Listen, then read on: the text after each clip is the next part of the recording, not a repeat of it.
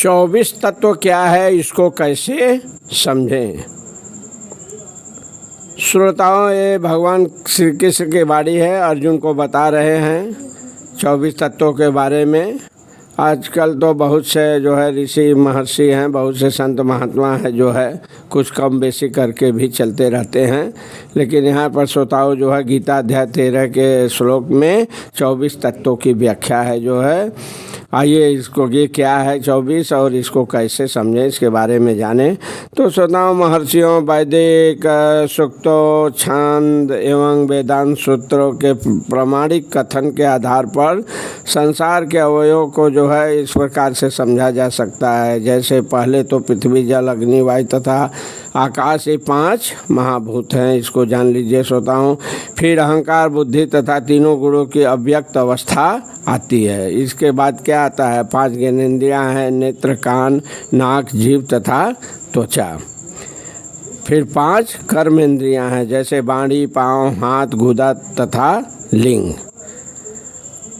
तो श्रोताओं, जब इन इंद्रियों के ऊपर मन होता है, एक मन भी होता है इन इंद्रियों के ऊपर, जो भीतर रहने के कारण अंतः इंद्रिय कहा जाता है।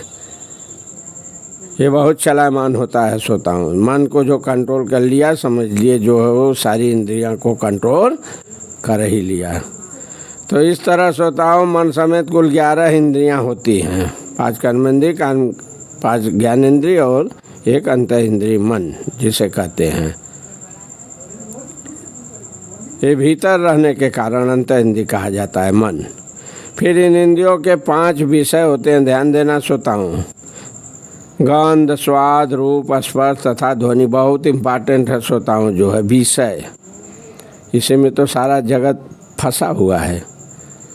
इस तरह इन 24 तत्वों का समूह श्रोताओं ये क्या कहलाता है, कार्य क्षेत्र कहलाता है। यदि कोई इन 24 विषयों का विश्लेषण करे तो उसे कार्यक्षेत्र समझ में आ जाएगा। फिर तो श्रोताओं, इच्छा, द्वेष, सुख तथा दुख नामक अंतः क्रियाएं विकार हैं, जो स्थिर देह के 5 महाभूतों की अभिव्यक्तियां हैं। होता है ना, विश्लेषण करेंगे अगर 24 तो समझ में आ जाएगा। जैसे इच्छा है, द्वेष है, सुख है, दुख है, ये अंतःक्रियाएं विकार है। स्थूल देह के 5 महाभूतों की अभिव्यक्तियां हैं। वे 5 महाभूत आपने पढ़ा ना, कौन कौन पढ़े आप, पृथ्वी, जल, अग्नि, वायु, आकाश। तो इसकी जो है 5 महाभूतों की अभिव्यक्तियां हैं। कौन, इच्छा, द्वेष, सुख, दुख। तो चेतना तथा धैर्य द्वारा प्रदर्शित जीवन के लक्षण श्रोताओं सूक्ष्म शरीर अर्थात मन, अहंकार तथा बुद्धि के प्राकट्य हैं। ये सूक्ष्म तत्व हैं श्रोताओं, ये भी कर्म क्षेत्र में सम्मिलित रहते हैं। 5 महाभूत अहंकार की स्थूल अभिव्यक्ति है, जो अहंकार की मूल अवस्था को ही प्रदर्शित करती रहती है,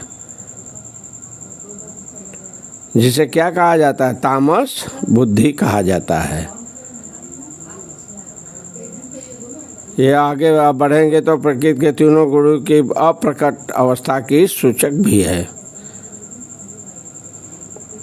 प्रकृति के अव्यक्त गुणों को क्या कहा जाता है, प्रधान कहा जाता है श्रोताओं। तो इस तरह जो व्यक्ति 24 तत्वों को उसके विकारों समेत समझ ले, जान ले, विस्तार से जो है दर्शन का अध्ययन कर ले, तो समझिए जो है जीवन मुक्ति की ओर पहुँचने ही वाला है श्रोताओं।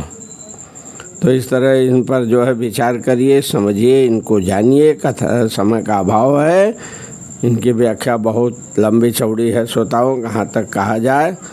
कथा यहीं पर समाप्त की जाती है। एक बार प्रेम से बोलिए वृंदावन बिहारी लाल की जय।